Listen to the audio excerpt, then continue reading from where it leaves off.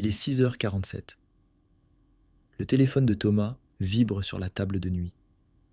Il ne le prend pas. Pourquoi ? Parce qu'il sait déjà ce qu'il va afficher. Prélèvement rejeté. Thomas retourne le téléphone, écran contre le bois. Puis il se lève pour préparer le petit déjeuner de son fils. Dans l'entrée, une enveloppe attend depuis 4 jours. Il reconnaît le logo. Il sait presque certainement ce qu'elle contient. Mais il ne l'ouvre pas. Vu de l'extérieur, ce geste ressemble à de la négligence. En réalité, Thomas vient d'acheter quelque chose. Quelques heures de calme. Quelques heures pendant lesquelles le problème n'existe pas encore complètement. Mais ces heures ne sont pas gratuites. Leur prix apparaîtra plus tard. Un frais supplémentaire. Une échéance plus proche. Une conversation devenue plus difficile.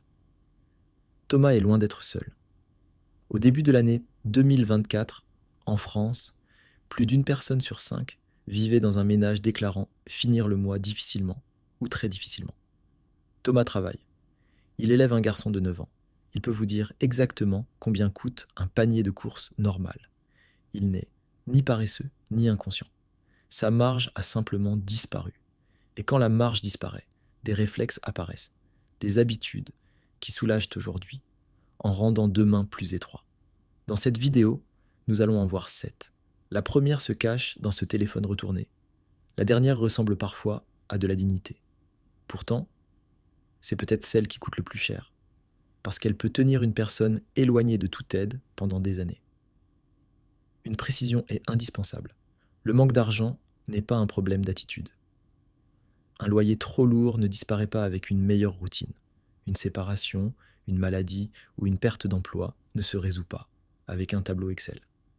Les contraintes expliquent la situation. Mais sous la pression, certains comportements peuvent finir par l'aggraver. Non parce que les personnes deviennent moins intelligentes. Parce que lorsqu'il n'existe presque aucune marge d'erreur, chaque décision doit résoudre plusieurs problèmes à la fois. Revenons au téléphone de Thomas. La première habitude consiste à éviter les chiffres. Ne pas ouvrir l'application bancaire. Laisser une enveloppe fermée. Repousser un appel. Lire le début d'un message. Reconnaître une mauvaise nouvelle, puis le refermer. Ce comportement paraît irrationnel. Pourtant, son bénéfice immédiat est réel. Ne pas regarder réduit l'anxiété.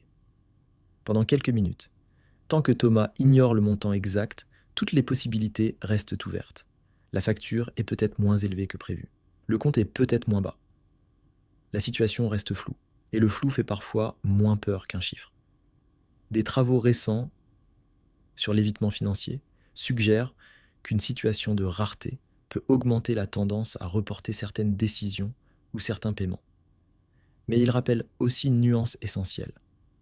Reporter n'est pas toujours absurde. Quand l'argent manque réellement, attendre peut être un arbitrage. Le problème commence lorsque l'attente n'est plus une décision, lorsqu'elle devient un réflexe. Thomas n'a pas choisi de payer cette facture vendredi plutôt que lundi. Il a choisi de ne pas savoir qu'il devait choisir. Et cette différence coûte cher. À 19h, il ouvre enfin son application. Le prélèvement concernait l'assurance automobile. Un second passage est prévu dans 3 jours. Il aurait pu déplacer une petite dépense et éviter le rejet. Maintenant, il doit résoudre le même problème, avec moins de temps, plus de frais et davantage de stress. La solution n'est pas de consulter son compte 15 fois par jour. La surveillance permanente peut nourrir l'angoisse autant que l'évitement. Le remplacement utile est plus modeste. Un rendez-vous financier court, toujours au même moment, 15 minutes. La première partie ne sert même pas à décider. Elle sert seulement à regarder. Solde, prélèvement à venir, courrier, date, observer avant de résoudre. Car un chiffre désagréable reste souvent moins coûteux qu'un chiffre découvert trop tard. Mais quand Thomas regarde enfin tous les chiffres, il découvre un deuxième problème. Il y en a trop. La deuxième habitude consiste à ne traiter que l'urgence. Ce mercredi, 4 problèmes attendent Thomas. La cantine doit être payée avant vendredi.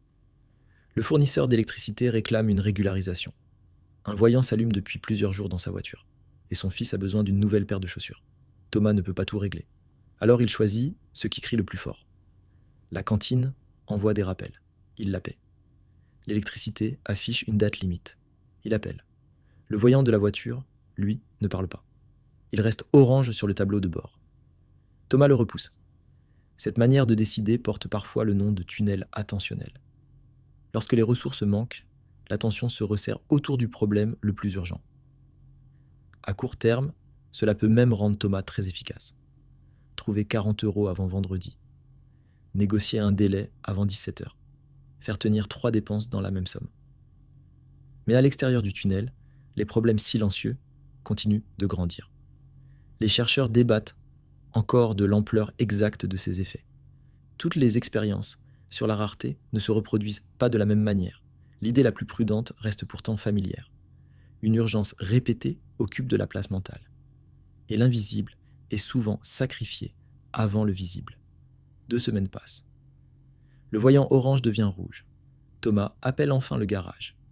Le diagnostic qu'il avait repoussé est devenu une réparation. Plus cher. Thomas n'a pas ignoré la voiture parce qu'il ne comprenait pas le risque. Il l'a ignoré parce que la voiture pouvait encore rouler mercredi, tandis que la cantine devait être payée vendredi. Voilà le piège. Ce qui ne crie pas semble pouvoir attendre. Jusqu'au jour où cela hurle.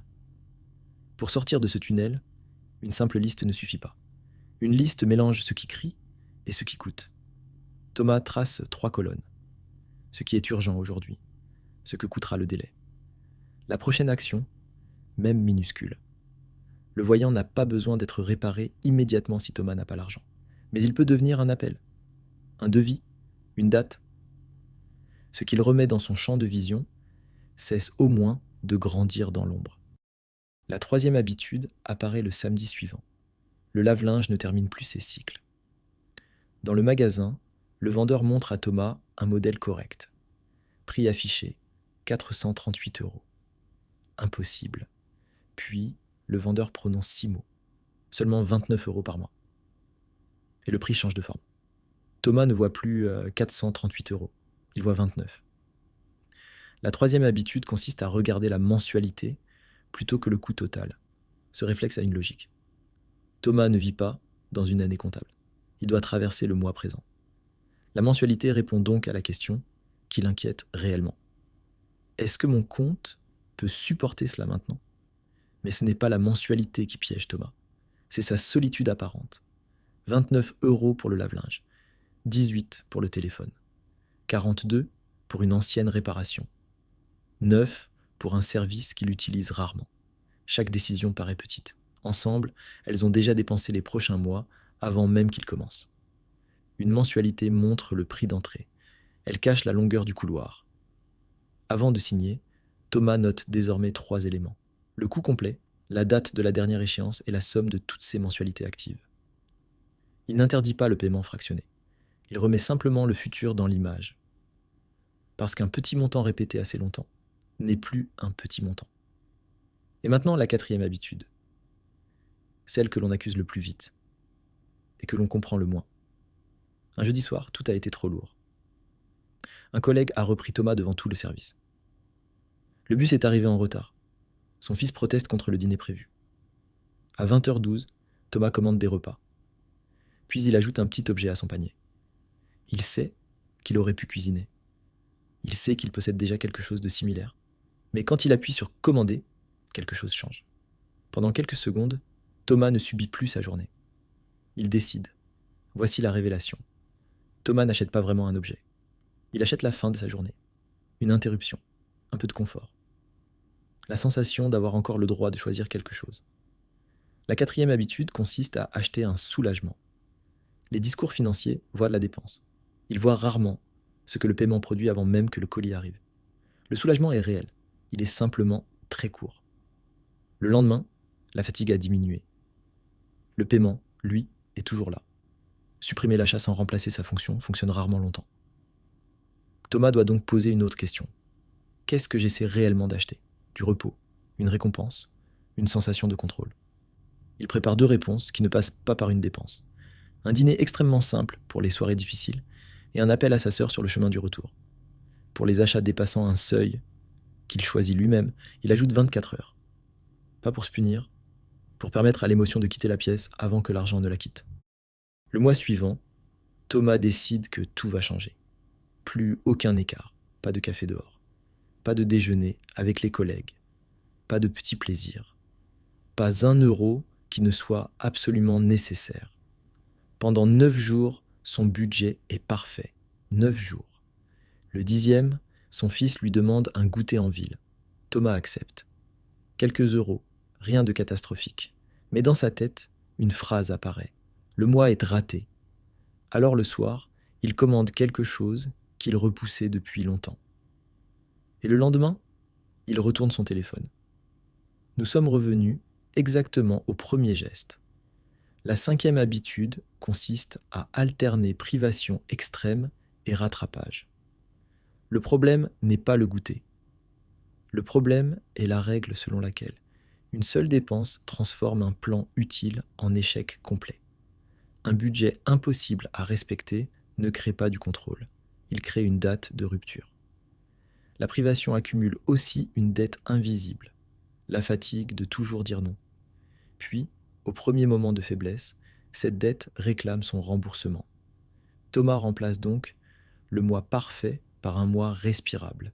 Il prévoit une petite somme sans justification. Ce montant ne fait pas augmenter son revenu. Il ne réduit pas ses charges. Mais il empêche chaque plaisir de devenir une transgression. Et chaque transgression de devenir un abandon. La cohérence vaut davantage que la perfection. Quelques semaines plus tard, une notification différente apparaît. Prime exceptionnelle, 450 euros. Pendant 1 minute, Thomas ressent une chose rare, de l'espace, puis le passé entre dans la pièce, les chaussures retardées. La réparation, 2 factures, un cadeau promis à son fils, un vêtement qu'il n'a pas remplacé depuis longtemps. Tout est ça légitime. 48 heures plus tard, il reste 0 euro disponible. Pas parce que Thomas a tout gaspillé. Parce que chaque euro avait déjà été attendu par une privation. La 6e habitude consiste à laisser chaque rentrée exceptionnelle réparer uniquement le passé. Le piège est presque invisible. Si chaque somme inattendue est entièrement absorbée par hier, demain ne reçoit jamais rien. La prochaine urgence retrouve donc Thomas exactement au même endroit. Pour la prime suivante, il décide de la répartition avant le versement. Une partie pour le retard le plus coûteux. Une partie pour respirer. Une petite partie pour une réserve. 50 euros ne protègent pas contre une grande panne.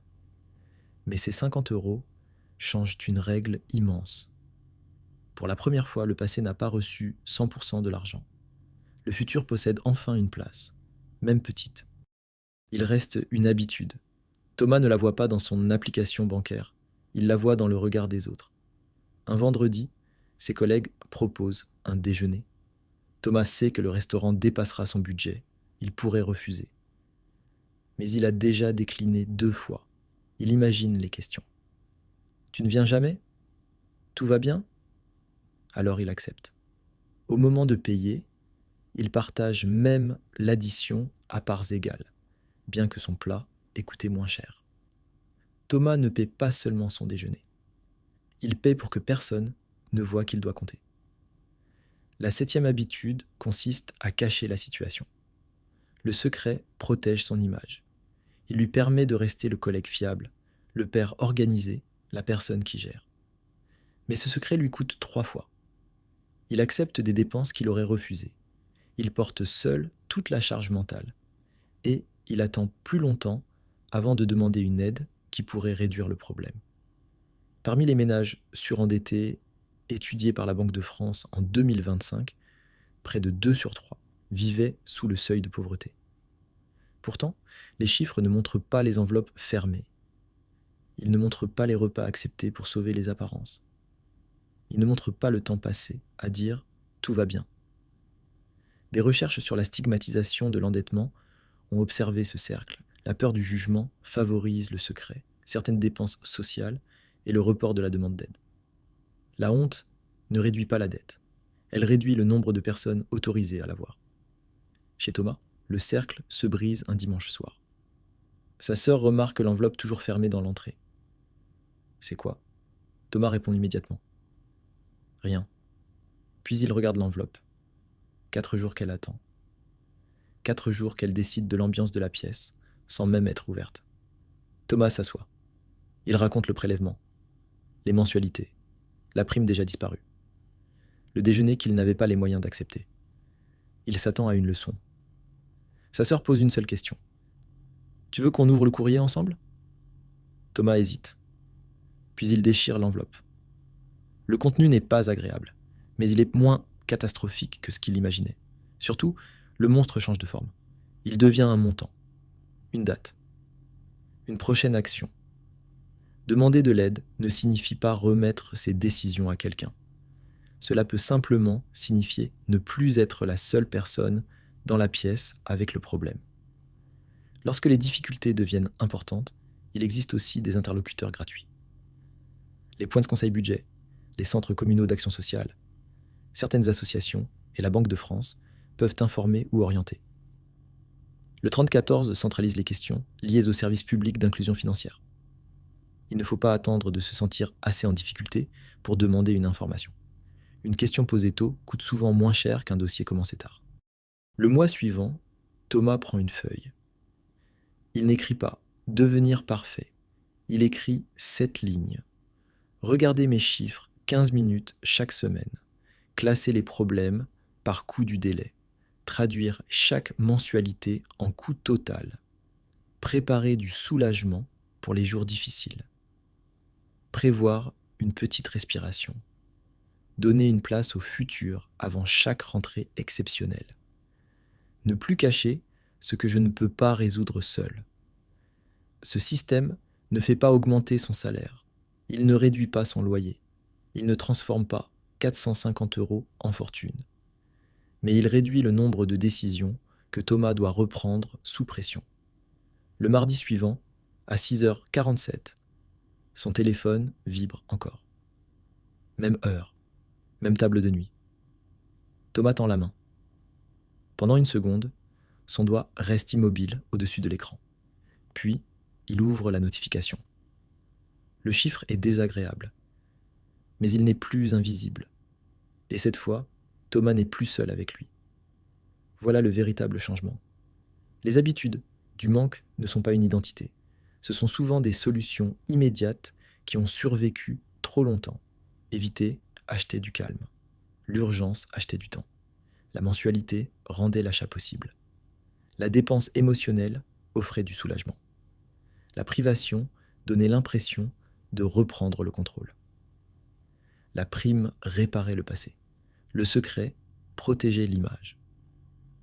On ne remplace pas durablement ses habitudes en supprimant seulement le comportement. Il faut remplacer ce qu'il procurait. Du calme par un rendez-vous limité. Du temps par une prochaine action. Une mensualité isolée par un coût total. Du soulagement par une solution préparée. Du contrôle par un budget respirable. Un passé qui absorbe tout par une petite place donnée au futur. Et la honte par une conversation sûre. Thomas n'est pas devenu riche. Il n'a pas cessé de compter. Mais il a repris quelque chose que le manque lui retirait, décision après décision. Le droit de voir, le droit de choisir, le droit de ne plus porter seul. Un problème financier que vous regardez reste un problème à résoudre. Un problème que vous cachez devient une force qui décide à votre place. Retenez ceci. Ce que vous refusez de regarder finit toujours par décider à votre place. Parmi ces 7 habitudes, laquelle avez-vous reconnue en premier? Écrivez simplement son numéro en commentaire. Et si vous voulez comprendre les mécanismes invisibles qui dirigent votre argent, abonnez-vous à Impact Finance. Ce contenu est proposé à des fins éducatives générales. Il ne constitue pas un conseil financier personnalisé.